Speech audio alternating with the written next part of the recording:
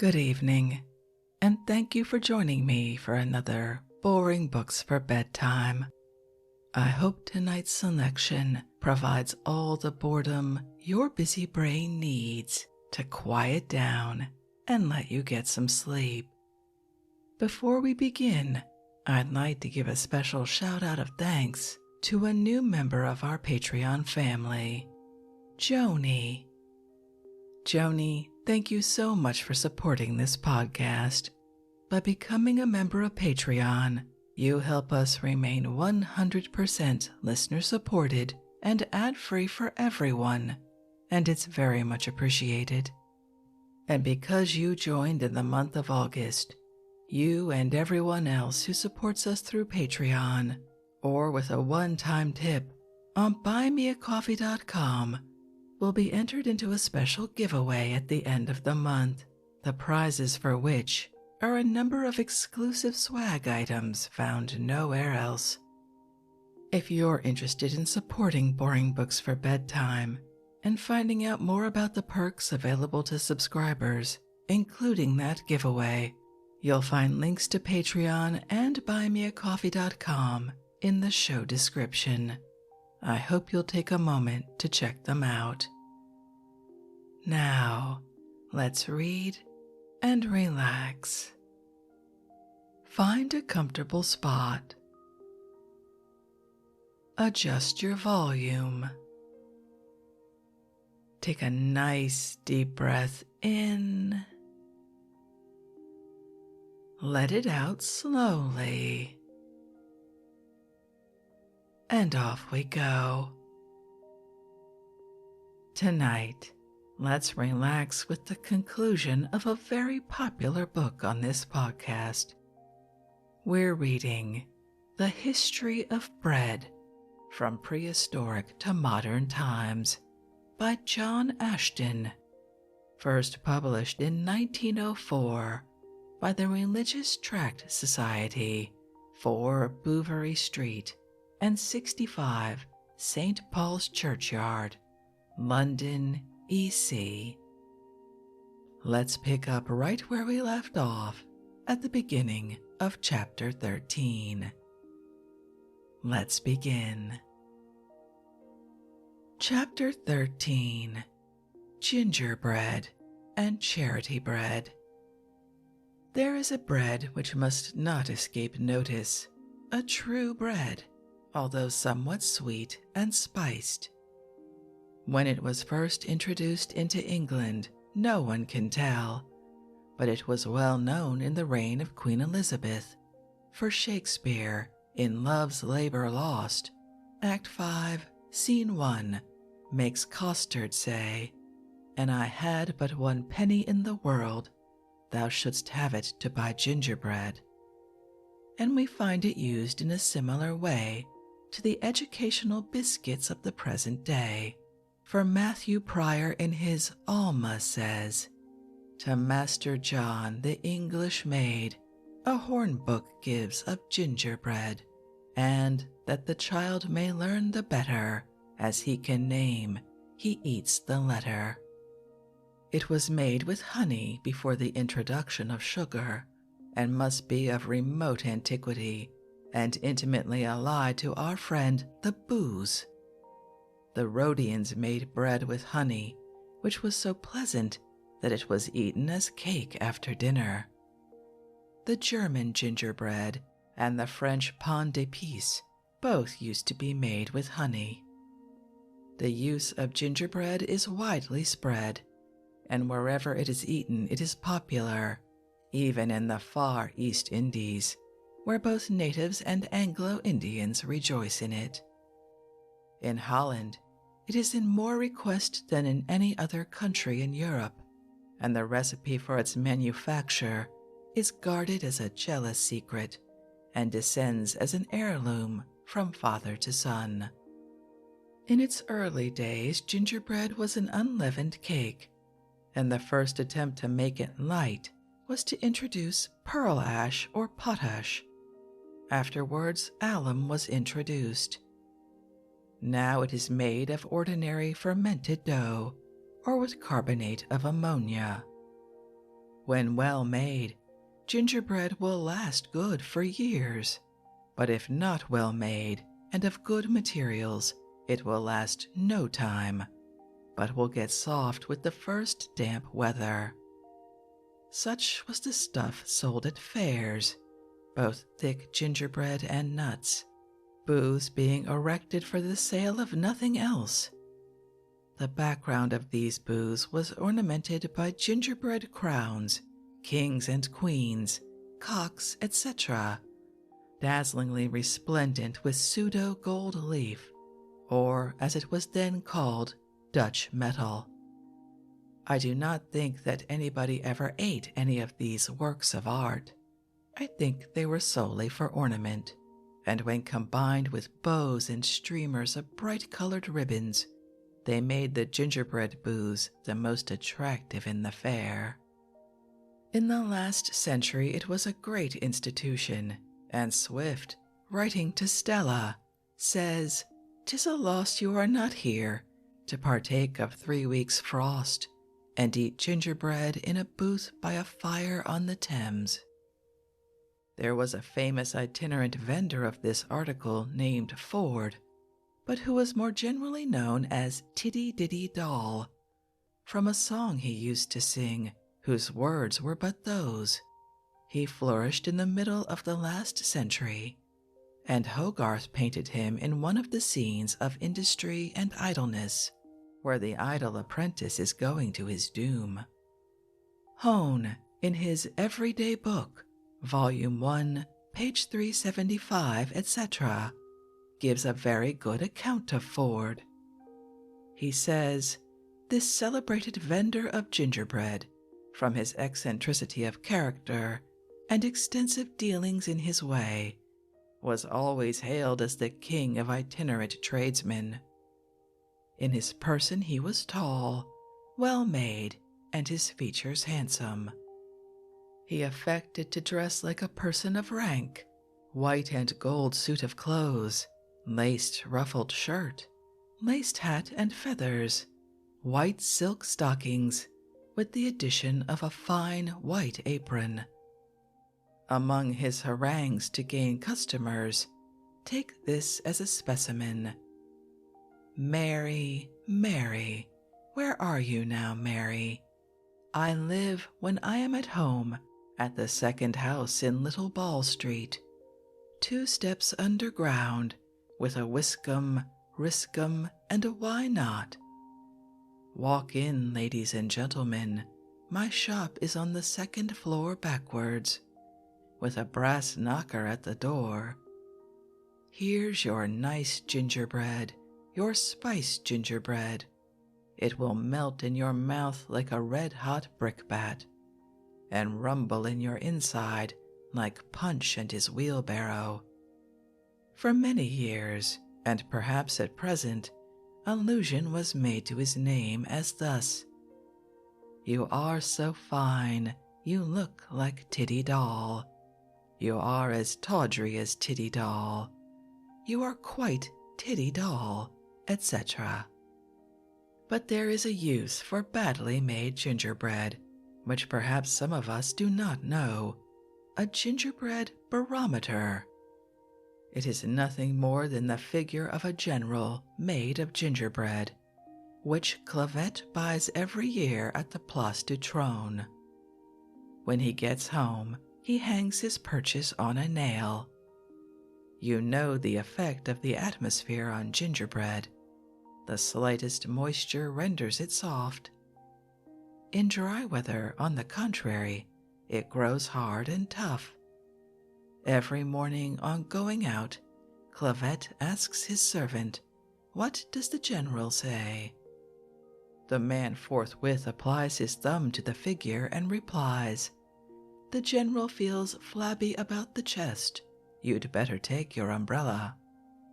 On the other hand, when the symptoms are hard and unyielding, our worthy colleague sallies forth in his new hat.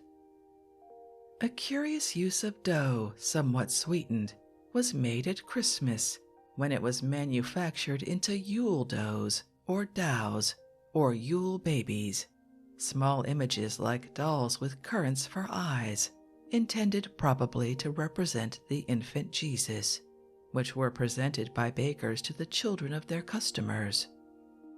Another Christmas custom connected with dough used to obtain in Wiltshire, where a hollow loaf containing an apple and ornamented on the top with the head of a cock or a dragon, with currant eyes and made of paste, was baked and put by a child's bedside on Christmas morning to be eaten before breakfast. This was called a cop-a-loaf or cop-loaf. Much land in England was held by tenure, in which bread plays a part, as the following instances out of many will show. Appledrum, Sussex.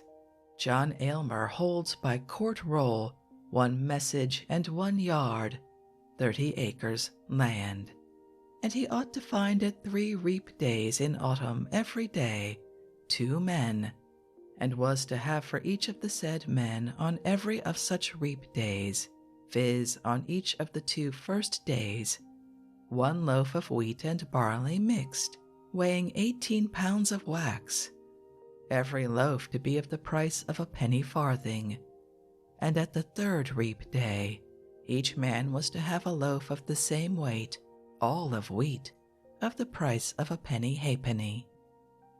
Chakedon, Oxford.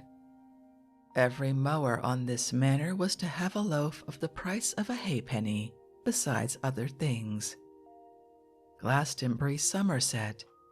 In the 33rd year of Edward I, William Pastoral held 12 ox gangs of land there from the abbot, by service of finding a cook in the kitchen of the said abbot, and a baker for the bakehouse. Hallaton, Leicester. A piece of land was bequeathed to the use and advantage of the rector, who was there to provide 2 hare pies, a quantity of ale, and 2 dozen of penny loaves to be scrambled for on Easter Monday annually. Leniston or Loston, Devon. Geoffrey de Alba Marlia held this hamlet of the king, rendering therefore to the king, as often as he should hunt in the forest of Dartmoor, 1 loaf of oat bread of the value of half a farthing, and 3 barbed arrows feathered with peacock's feathers, and fixed in the aforesaid loaf. Liston, Essex. In the 41st year of Edward III, Nan, the wife of William Leston, held the manor of Overhaul in this parish, by the service of paying for, bringing in, and placing of 5 wafers before the king, as he sits at dinner upon the day of his coronation. Twickenham, Middlesex. There was an ancient custom here of dividing 2 great cakes in the church among the young people on Easter Day, but it being looked upon as a superstitious relic, it was ordered by Parliament in 1645 that the parishioners should forbear that custom, and instead thereof buy loaves of bread for the poor of the parish, with the money that should have bought the cakes. It is probable that the cakes were bought at the vicar's expense, for it appears that the sum of £1 per annum is still charged upon the vicarage for the purpose of buying penny loaves for poor children on the Thursday before Easter. Within the memory of man, they were thrown from the church steeple to be scrambled for. Wells, Dorset. Richard de Wells held this manor ever since the Conquest, by the service of being baker to our Lord the King. Witham, Essex. By an inquisition made in the reign of Henry III, it appears that one Geoffrey Dunliston held land at Witham by the service of carrying flour to make wafers on the king's birthday, whenever his majesty was in the kingdom. Of bread as given away in charity or by dole, the examples in England are almost numberless. Still, a few somewhat redeemed from commonplace and extracted from the Report on Charities may interest the reader. Assington, Suffolk. John Winterflood, by will dated April 2nd, 1593, gave to the poor of Assington 4 bushels of meslin, a mixture of wheat and rye, payable out of the manor of Aveley Hall, to be distributed in bread at Christmas, and 4 bushels of meslin out of the rector or priory of Assington, to be distributed in bread at Easter. And under this donation, 4 bushels of wheat are brought to Assington Church and distributed among the poor at Christmas, and the like quantity of wheat at Easter. St. Bartholomew by the Exchange, London. Several benefactors have given bread to the poor of this parish. Richard Croshaw, goldsmith, by will, April 26, 1531, directed that £100 should be paid to provide 2 shillings weekly forever, to be laid out in good cheese to be delivered to the poor parishioners of this parish, according as they received the bread, which then was and had been long given them. Another bread and cheese charity still obtains in the village of Biddenden, Kent, about 4 miles from Tenterden, and it is noticeable on account of the tradition which assigns its foundation to a lusus naturae, similar to the Siamese twins of our day.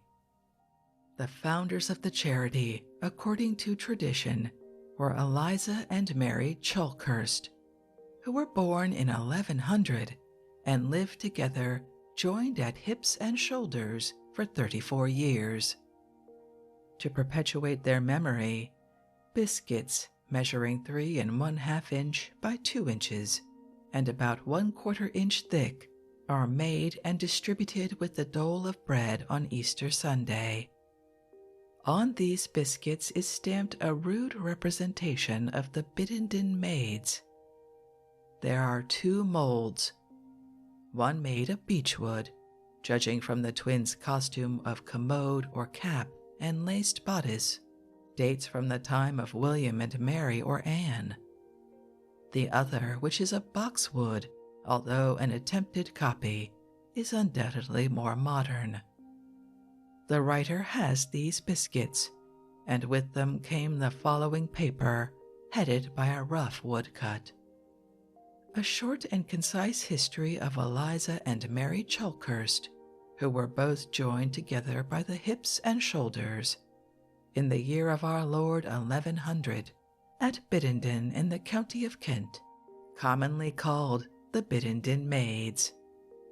The reader will observe by the plate that they lived together in the above state 34 years, at the expiration of which time one of them was taken ill, and in a short time died. The surviving one was advised to be separated from the body of her deceased sister by dissection, but she absolutely refused the separation by saying these words: "As we came together, we will also go together." And in the space of about 6 hours after her sister's decease, she was taken ill and died also. By their will they bequeathed to the churchwardens of the parish of Biddenden and their successor churchwardens forever certain pieces or parcels of land in the parish of Biddenden, containing 20 acres more or less, which are now let at 40 guineas per annum. There are usually made, in commemoration of these wonderful phenomena of nature, about 1,000 rolls, with their impressions printed on them, and given away to all strangers on Easter Sunday after divine service in the afternoon. Also about 500 quartern loaves and cheese in proportion to all the poor inhabitants of the said parish.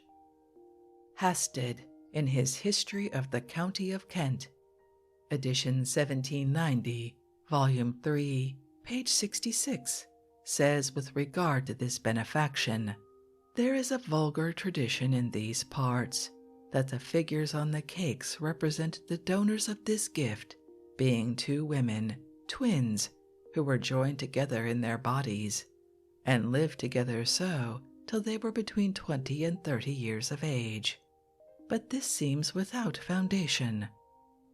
The truth seems to be that it was the gift of two maidens of the name of Preston, and that the print of the women on the cakes has only taken place within these 50 years, and was made to represent two poor widows as the general objects of a charitable benefaction. William Horner, rector of this parish in 1656, brought a suit in the Exchequer for the recovery of these lands, as having been given for an augmentation of his glebe land, but he was non-suited.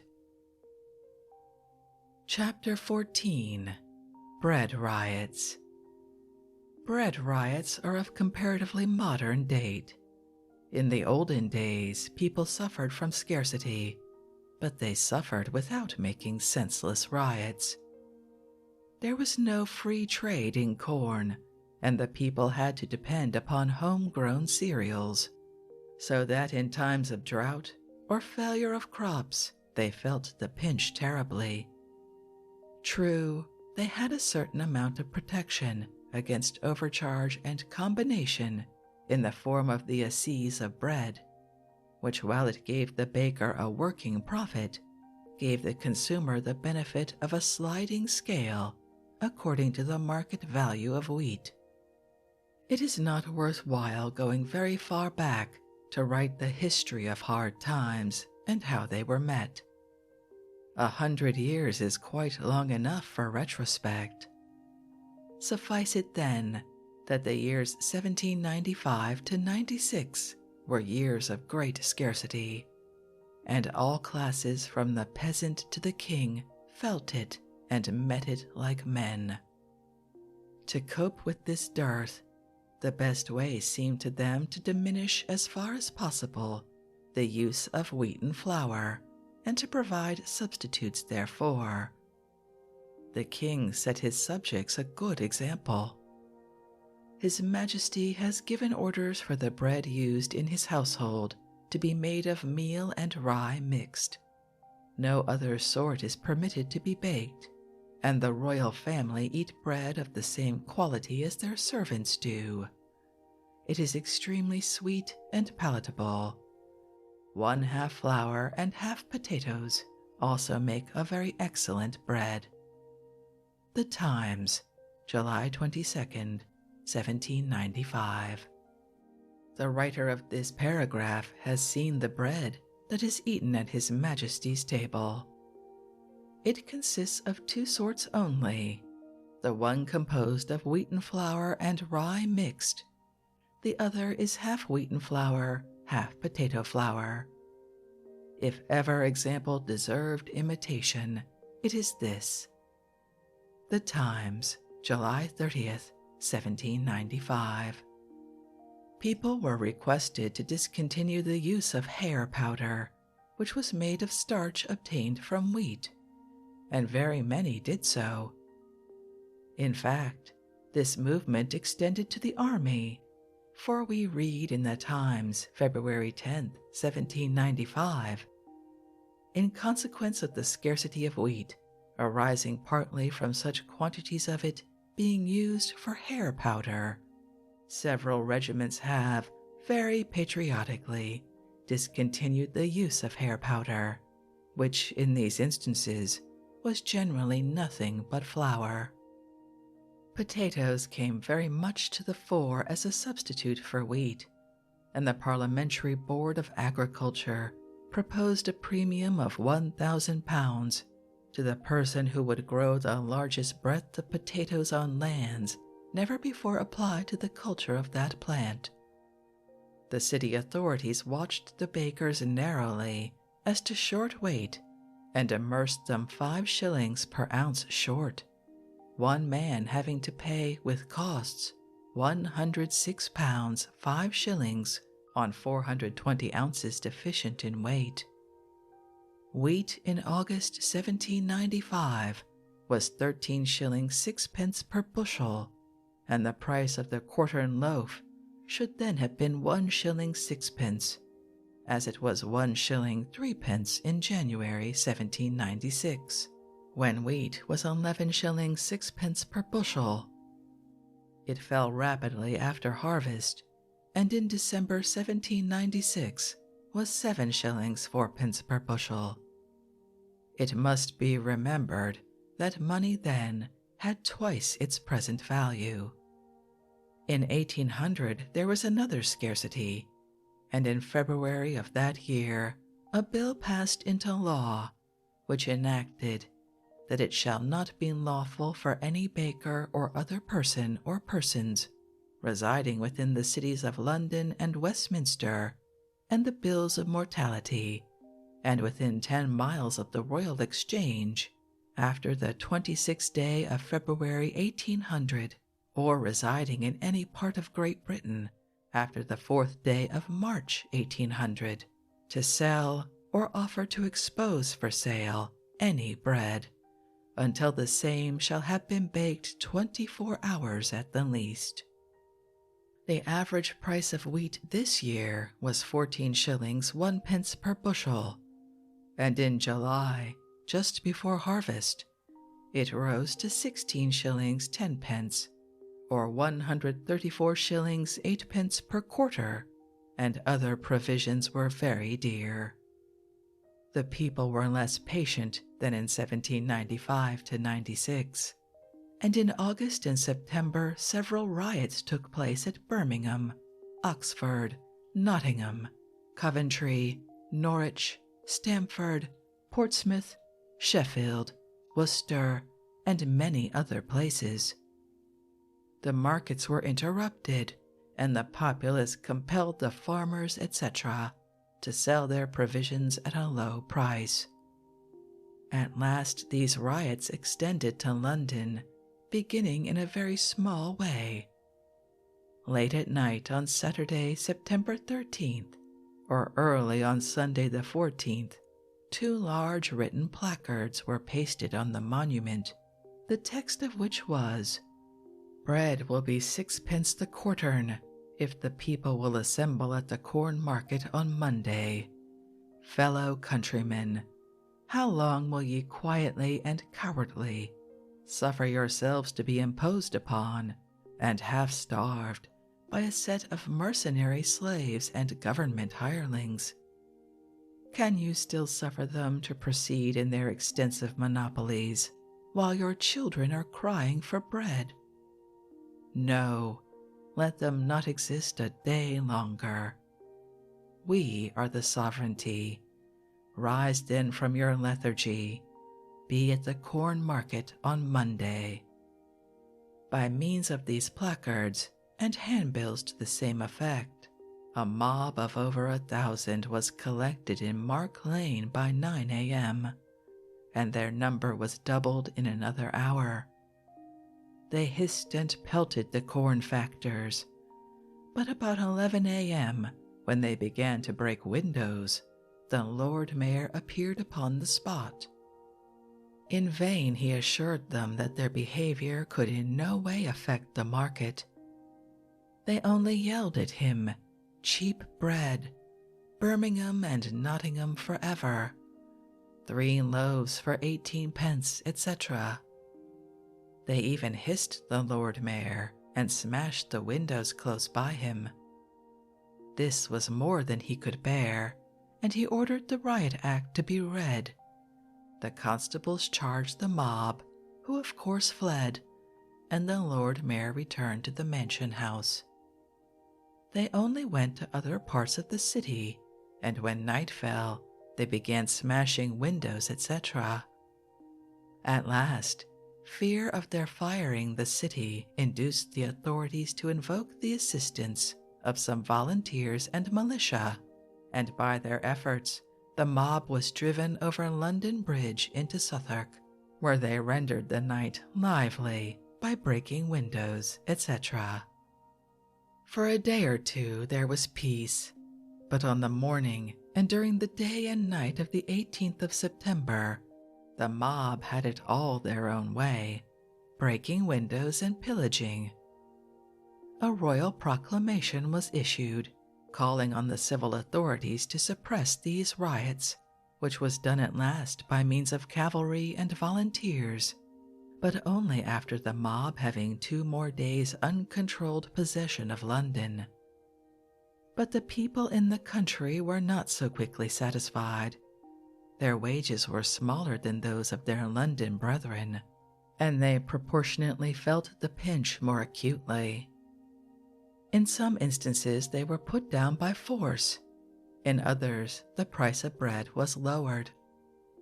But it is impossible at this time to take up a newspaper and not find some notice of or allusion to a food riot.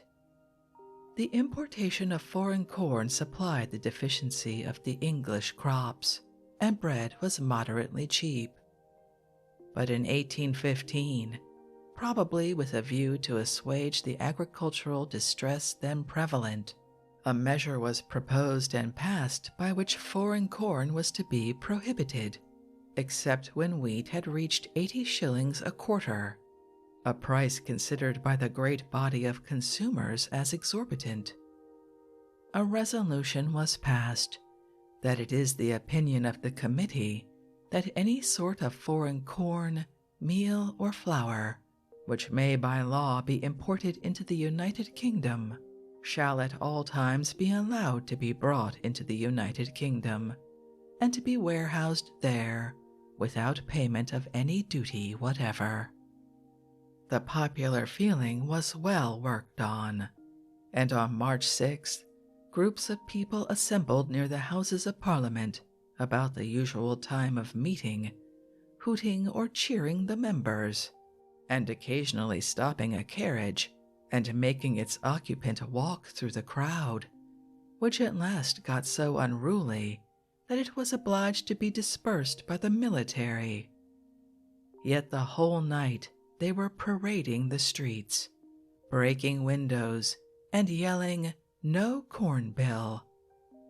This conduct continued for 2 nights longer, until the rioters had almost worn themselves out, when an increase of military force finally extinguished the rising. But there were riots all over the country.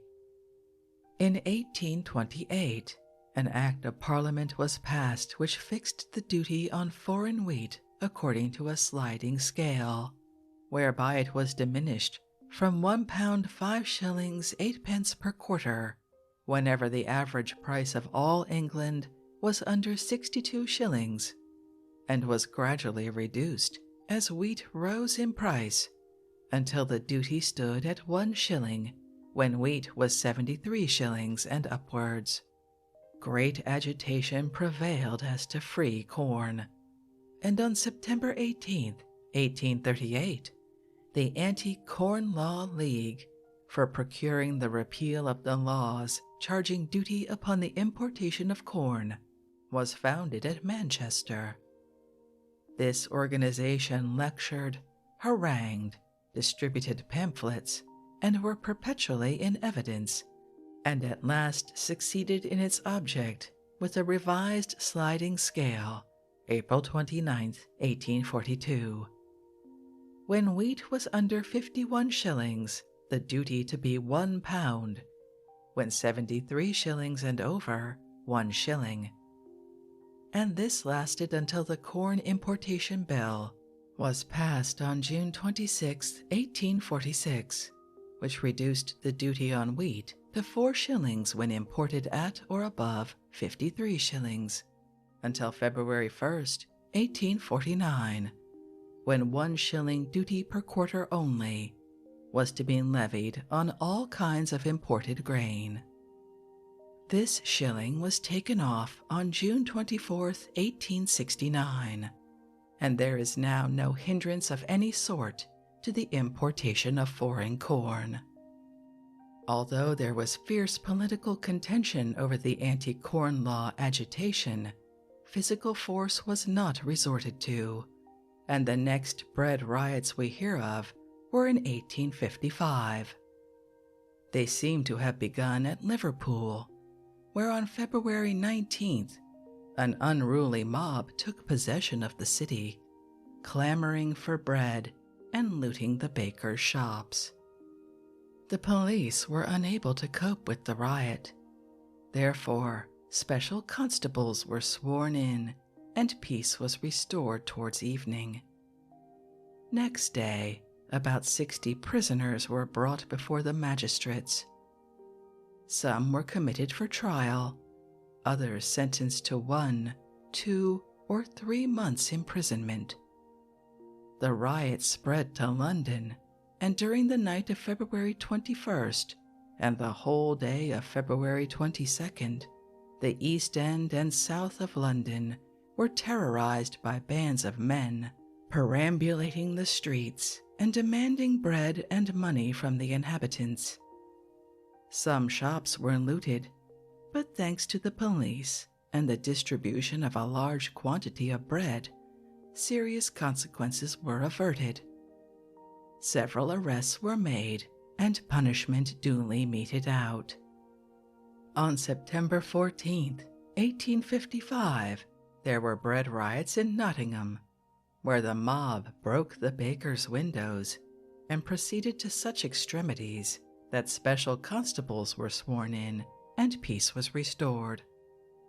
On 3 successive Sundays, October 14th, 21st, and 28th, 1855, there were disorderly meetings on account of the dearness of bread held in Hyde Park.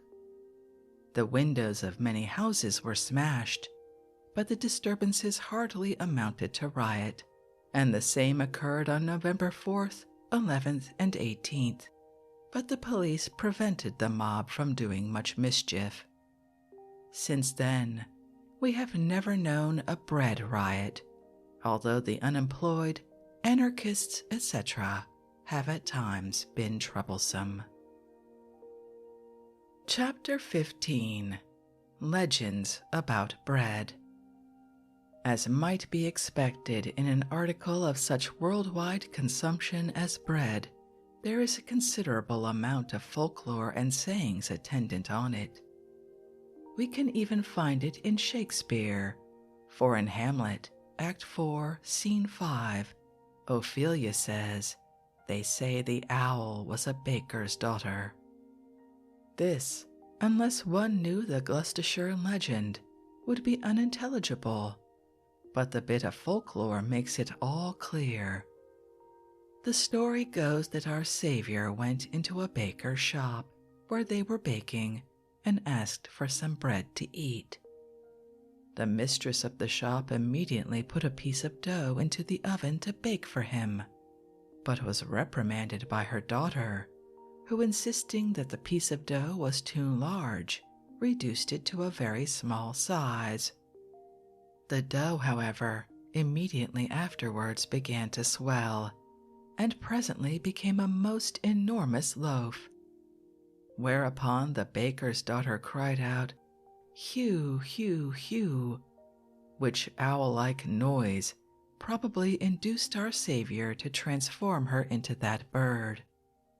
This tradition is also current in Wales, but there the baker's daughter altogether refuses to give Jesus a bit of dough, for which he changed her into the Cassock Gwynwy, Lilith, Lamia, Strix, the night spectre, Mara, the screech owl. In the catalogue of the pictures of Kenilworth belonging to Queen Elizabeth, Earl of Leicester, at the time of his death, September 4th, 1588, are the picture of King Philip with a curtain and the picture of the baker's daughter with a curtain, and he had a copy of the same or another picture of the baker's daughter at his house at Wanstead. Whether this was a picture of the foregoing legend or not, no one can tell, but it has been suggested from the fact of King Philip and the baker's daughter coming in sequence in the catalogue that it was the portrait of a female respecting whom there was some scandal current during Mary's lifetime, it being said in an old ballad that Philip loved the baker's daughter in her russet gown, better than Queen Mary with her crown. Here is another story of miraculous bread. The Miracle Steeg, Miracle Street at Leyden, derives its name from a miracle which happened there in 1315, and which is thus related in the Chronic van Holland van de Klerk. In the aforesaid year of famine in the town of Leyden, there occurred a signal miracle to two women who lived next door to each other. For one having bought a barley loaf, she cut it into 2 pieces and laid one half by, for that was all her living, because of the great dearness and famine that prevailed. And as she stood and was cutting off the one half for her children, her neighbor, who was in great want and need through hunger, saw her, and begged her for God's sake to give her the other half, and she would pay her well. But she denied again and again, and affirmed mightily and by oath that she had no other bread. And as her neighbor would not believe her, she said in an angry mood, "If I have any bread in my house more than this, I pray God that it may turn to stone." Then her neighbor left her and went away. But when the first half of the loaf was eaten up, and she went for the other half which she had laid by, that bread was become stone, which stone, just as the bread was, is now at Leyden at St. Peter's Church, and as a sign they are wont, on all high feast days, to lay it before the Holy Ghost. A stone loaf, supposed to be this one, is now shown at the hospital in Middelburg, where in the vestibule hangs an old picture representing the miracle at Leyden. The original stone loaf, it is believed, disappeared from Leyden about the time of the Reformation. Of all extraordinary uses to which a loaf of bread could be put is that of sin-eating, by which at a funeral a man was found who would for a small fee eat a loaf of bread, in the eating of which he was supposed to take the dead man's sins upon himself. In a letter from John Bagford, a famous bookseller, dated February 1st, 1714-15, relating to the antiquities of London, which is printed in Leland's Collectanea, he says, "Within the memory of our fathers in Shropshire, in those villages adjoining to Wales, when a person died, there was notice given to an old sire, for so they called him, who presently repaired to the place where the deceased lay, and stood before the door of the house, when some of the family came out and furnished him with a cricket, on which he sat down, facing the door. Then they gave him a groat, which he put in his pocket, a crust of bread which he ate, and a full bowl of ale, which he drank off at a draught. After this he got up from the cricket and pronounced, with a composed gesture, the ease and rest of the soul departed, for which he would pawn his own soul. This I had from the ingenious John Aubrey, Esquire, who made a collection of curious observations which I have seen, and is now remaining in the hands of Mr. Churchill, the bookseller. How can a man think otherwise of this than it proceeded from the ancient heathens? This manuscript of Aubrey's, of which Bagford speaks, is most probably that now preserved in the British Museum, entitled Remains of Gentilism and Judaism, and dated February 1686. In it he thus writes, "Sin-eaters. In the county of Hereford was an old custom at funerals to have poor people, who were to take upon them all the sins of the party deceased. One of them, I remember, lived in a cottage on Ross Highway. He was a long, lean, ugly, lamentable poor rascal. The manner was that when the corpse was brought out of the house and laid on the bier, a loaf of bread was brought out and delivered to the sin-eater over the corpse, as also a mazer bowl of maple, or gossip's bowl, full of beer, which he was to drink up, and 6 pence in money, in consideration whereof he took upon himself ipso facto all the sins of the defunct, and freed him or her from walking after they were dead. This custom alludes, methinks, something to the scapegoat in the old law. Leviticus says, "And Aaron shall lay both his hands on the head of the live goat, and confess over him all the iniquities of the children of Israel, and all their transgressions in all their sins, putting them upon the head of the goat, and shall send him away by the hand of a fit man into the wilderness." This custom, though rarely used in our days, yet by some people was continued even in the strictest time of the Presbyterian government, as at Dinder, Nolens Volens, the parson of the parish, the relations of a woman deceased there, had the ceremony punctually performed according to her will. Also the like was done at the city of Hereford in these times, when a woman kept many years before her death a mazered bowl for the sin-eater, and the like as in other places in this county, as also in Brecon, that is at Langers, where Mr. Given the minister, about 1640, could not hinder the performing of this ancient custom. I believe this custom was heretofore used all over Wales. See Juvenal, where he speaks of throwing purple thread into the river to carry away one's sins. In North Wales, the sin-eaters are frequently made use of, but there, instead of a bowl of beer, they have a bowl of milk. Methinks doles to poor people with money at funerals have some resemblance to that of the sin-eater.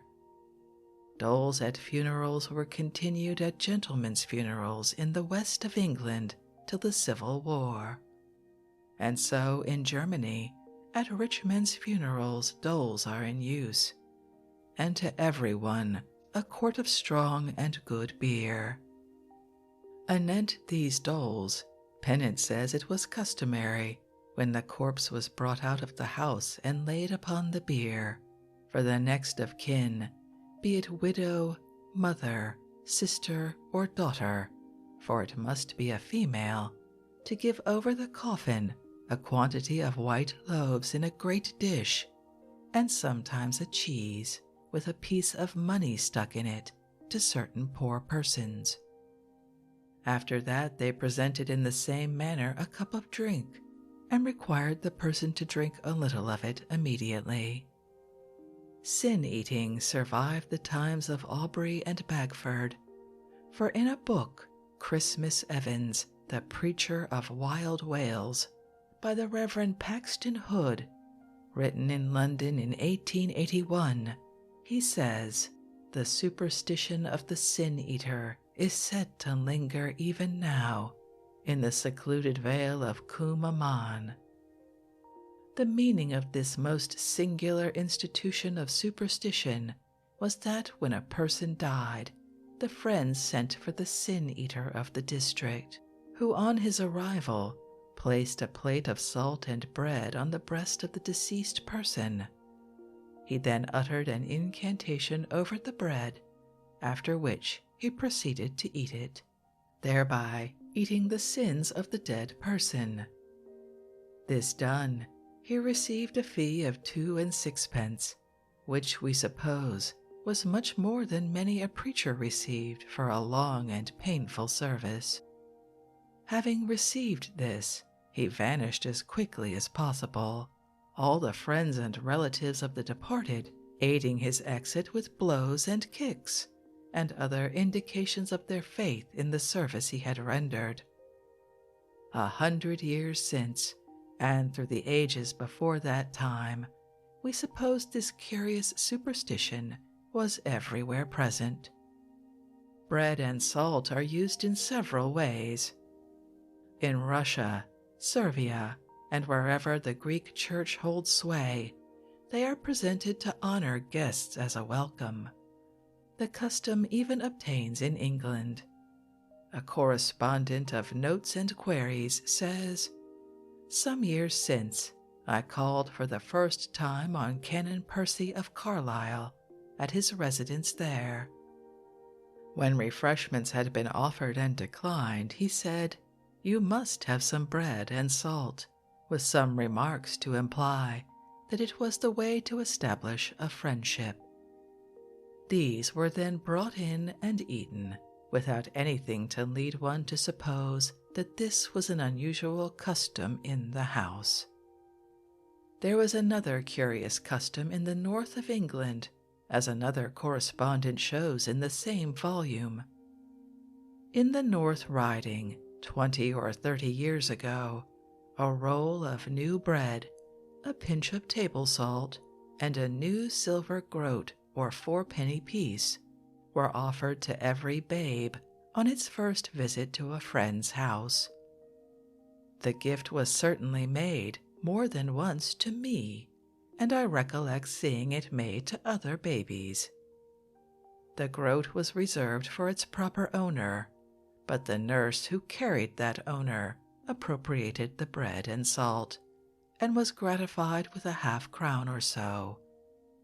Several other correspondents confirm this, and somewhat enlarge upon it, including in the gift an egg and a match. One thus explains the custom. The custom of presenting an egg, etc., is widely distributed. I can answer for it in Lincolnshire, Yorkshire, and Durham.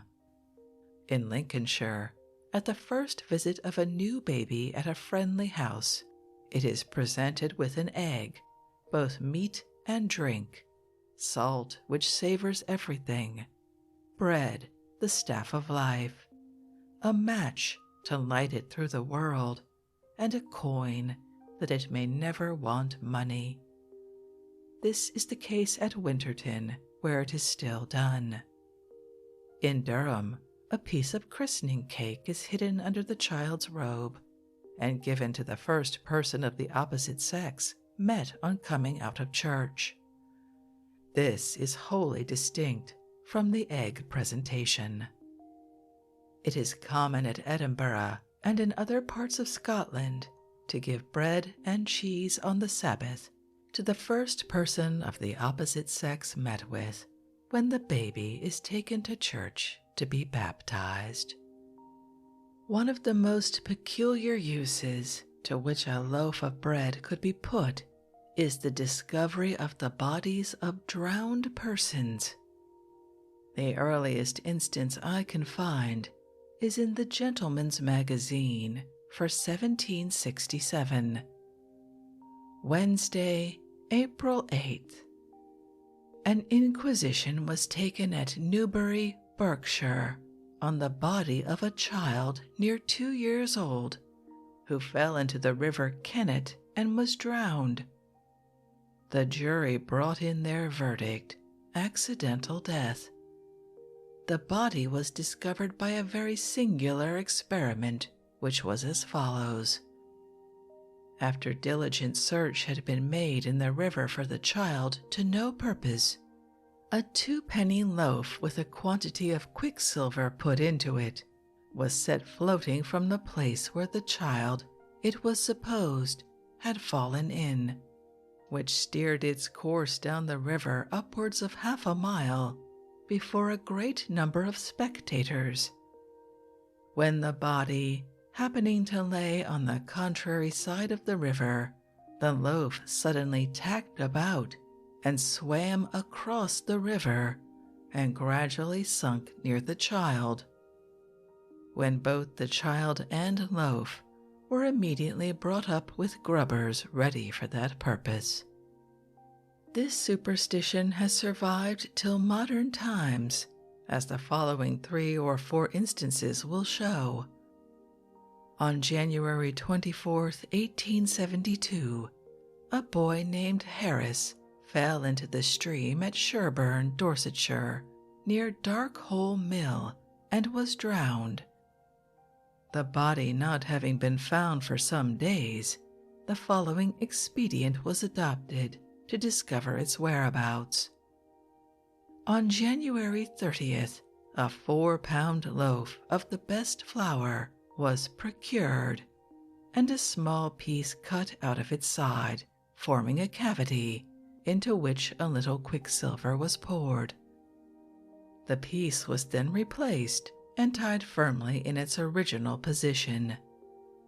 The loaf thus prepared was then thrown into the river at the spot where the boy fell in, and was expected to float down the stream until it came to the place where the body was supposed to have lodged, when it began to eddy round and round, thus indicating the sought-for spot. But on this occasion there was no result. A writer in Notes and Queries, January 3rd, 1878, page 8, says, "A young woman has singularly disappeared at Swinton, near Sheffield. The canal has been unsuccessfully dragged, and the Swinton folk are now going to test the merits of a local superstition, which affirms that a loaf of bread containing quicksilver, if cast upon the water, will drift to, keep afloat, and remain stationary over any dead body, which may be lying immersed out of sight." The Leeds Mercury, October 26, 1883, has the following. A Press Association dispatch says, "Adelaide Amy Terry, servant to Dr. Williams of Brentford, was sent to a neighbor with a message on Sunday evening, and as she did not return and was known to be short-sighted, it was feared she had fallen into the canal, which was dragged but without success. On Tuesday, an old bargewoman suggested that a loaf of bread, in which some quicksilver had been placed, should be floated in the water. This was done, and the loaf became stationary at a certain spot. The dragging was resumed there, and the body was discovered." The following is from the Stamford Mercury, December 18th, 1885. At Ketton on Tuesday, an inquest was held by Mr. Shield, coroner, touching the death of Harry Baker, aged 23, who was missed on the night of November 27, after the termination of the polling for the county election, and was believed to have walked into the ford near the Stone Bridge during the darkness. The river at that time was running strongly, and the deceased had no companions with him. The dragging irons from Stamford were obtained, and a protracted search was made in the river, but without result. However, in obedience to the wish of Baker's mother, a loaf charged with quicksilver, said to have been scraped from an old looking-glass, was cast upon the waters, and it came to a standstill in the river at the bottom of Mr. Lewin's field. Here the grappling hooks were put in, and at 4 o'clock on Monday afternoon last, the corpse was brought to the surface, having been in the water 17 days. The river had been dragged several times before at this spot. Nor is this superstition confined to England, for in Brittany, when the body of a drowned man cannot be found, a lighted taper is fixed in a loaf consecrated to Saint Nicholas, which is then abandoned to the retreating current. And where the loaf stops, there they expect to find the body. In Germany, the name of the drowned person is inscribed on the bread, and a somewhat similar idea seems to obtain among the Canadian Indians. For Sir James E. Alexander, in his L'Acadie, page 26, says, "The Indians imagine that in the case of a drowned body, its place may be discovered by floating a chip of cedar wood, which will stop and turn round over the exact spot."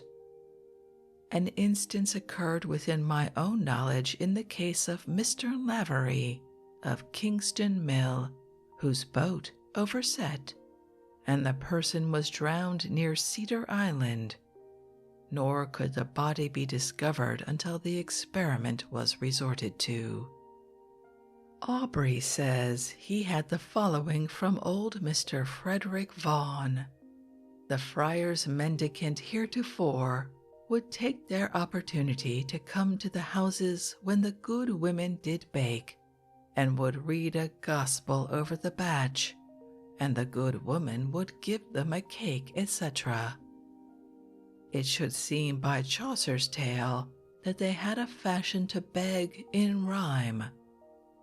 Of your white bread I would desire a shiver, and of your hen the liver."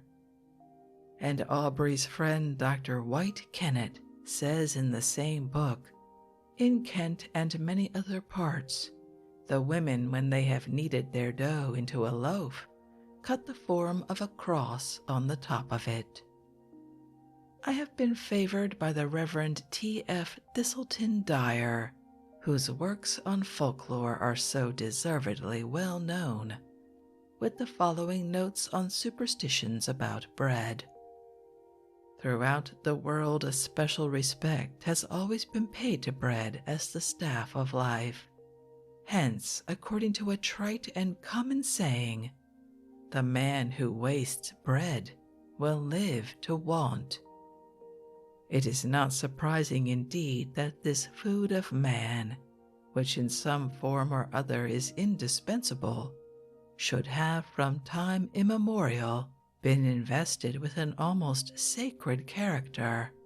Anyone who is recklessly careless of the household loaf, incurring risk of poverty one day himself. At the outset, it may be noticed that, as a precautionary measure against mishaps of any kind, many housewives were formerly in the habit of making the sign of the cross on their loaves of bread before placing them in the ovens, a practice which is still kept up in some parts of the country. Various explanations have been assigned for this custom, the common one being that it prevents the bread turning out heavy. In Shropshire, one day remarked an elderly maidservant, "We always make a cross on the flour before baking, and on the malt before mashing up for brewing. It's to keep it from being bewitched." Some again maintain that the sign of the cross keeps the bread from getting moldy. But whatever the true reason, it is persistently adhered to in the west of England. As, however, evil spirits and malicious fairies were generally supposed to be powerless when confronted with the sign of the cross, there is every reason to suppose that this is the origin of this superstition. In days gone by, too, bread was used as a charm against witches, no doubt from its being stamped with the sign of the Holy Cross. Herrick, for instance, in his Hesperides, alludes to this usage in the following rhyme: "Bring the holy crust of bread, lay it underneath the head. 'Tis a certain charm to keep hags away while children sleep. Hags away while children sleep." Bread, too, has long been employed as a physical charm for the cure of various complaints. Thus, an old book entitled A Work for Householders, written in the early part of the 16th century, gives this charm as in use for the toothache. The charmer taketh a piece of white bread, and saith over that bread the paternoster, and maketh a cross upon the bread. Then doth he lay that piece of bread upon the tooth that acheth, or unto any sore, turning the cross unto the sore or disease, and so is the person healed. Then there was the famous Good Friday bread, which was in request for its medicinal virtues, being considered a sovereign remedy for diarrhea when grated in a small quantity of water. An anecdote is told of a cottager who lamented that her poor neighbor must certainly die, because she had already given her 2 doses of this bread, but unfortunately without any success. Indeed, in days gone by, so much importance was attached to bread thus baked that there were in most parts few country houses in which it was not to be found. At the present day also, one may occasionally find the custom kept up, especially in the northern counties, where so many of the old beliefs survive. But these are not the only ways in which bread has been the source of superstition, it having held a prominent place in numerous curious ceremonies. Thus sailors used it as offerings to propitiate the elements, and we are told how the seafaring community of Greece in the 17th century were accustomed to take to sea 30 loaves of bread, consecrated and named St. Nicholas's loaves. In case of a storm, these were thrown into the sea one by one until they had succeeded in calming the waves. Oblations of this kind were of frequent occurrence in past years. The Russian sailor, in order to appease the angry spirit that troubled the waters of the White Sea, would cast into the water a small cake or loaf made of flour and butter. Again, a Norwegian story states that a sailor wished, according to custom, to give on Christmas Day a cake to the spirit that presided over the waters, but when he came to the shore, lo, the waters were frozen over. Unwilling to leave his little offering on the ice, the sailor tried to make a hole, but in spite of all his efforts, it was not large enough for him to put his cake through. Suddenly, to his surprise, a tiny hand as white as snow was stretched through the hole and, seizing the offering, withdrew with it.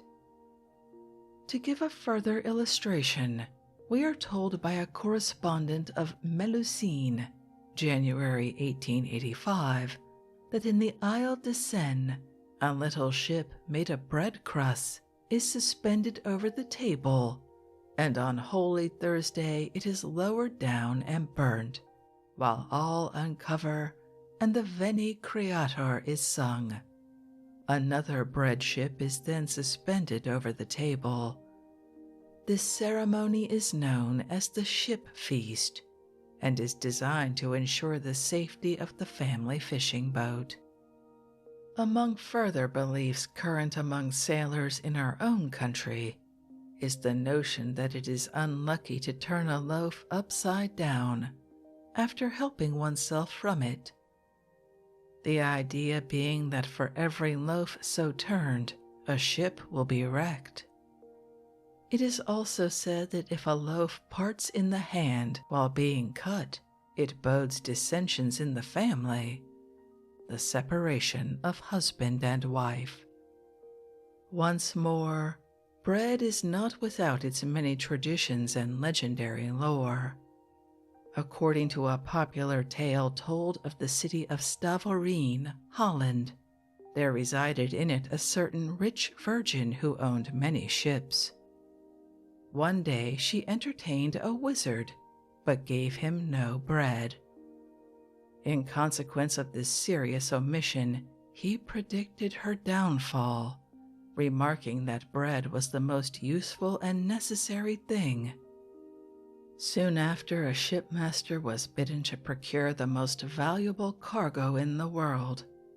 He chose a load of wheat, but on arriving with his cargo, he was ordered to throw it overboard. It was in vain that he begged to be allowed to give it to the poor. Accordingly, it was thrown into the sea, but the wheat sprouted and a bank grew up, the harbor being ruined forever. A Welsh legend tells how, many years ago, a man who dwelt in the parish of Midvi saw 3 beautiful nymphs in the water and courted them. They, however, called him eater of hard-baked bread and refused to have anything to do with him. One day, however, he saw floating on the lake a substance resembling unbaked bread, which he fished up and ate, and was thereby possessed of one of the lovely water nymphs. Thus, in one form or another, bread can boast of an extensive and widespread folklore, besides having in our own and other countries been made the subject of numerous proverbs, many of which are well known from daily use as incorporating familiar truths. The common saying, for instance, which says, "Never turn a loaf in the presence of a menteith," originated with Sir Walter Scott in his Tales by a Grandfather, thus: Sir John Stuart de Menteith was the person who betrayed Sir William Wallace to King Edward. His signal was, when he turned a loaf set upon the table, the guests were to rush on the patriot and seize him. Then there is the phrase, to cut large slices out of another man's loaf, referring to those who look after themselves at their neighbor's expense. A popular Scotch proverb tells us that bread's house scaled never. In other words, a full or hospitable house never wants visitors.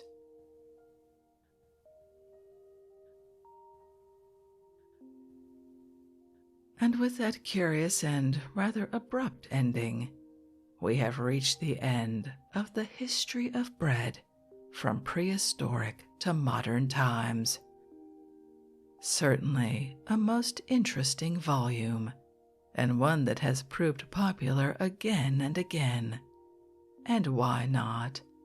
Bread is, in fact, delicious. I hope you enjoyed that. If you're a member of Patreon, you can expect all 6 episodes from this book to be put together in a singular reading very soon. If you'd like to read this work for yourself, as always, you'll find a link to a free ebook from Project Gutenberg in the show description. If you'd like to connect, suggest a boring book you'd like to hear read, or request more from one we've already started, you can drop me an email via our website, www.boringbookspod.com. It's always a pleasure to hear from you. Thank you so much for joining me for this evening's reading. Until our next boring book, good night.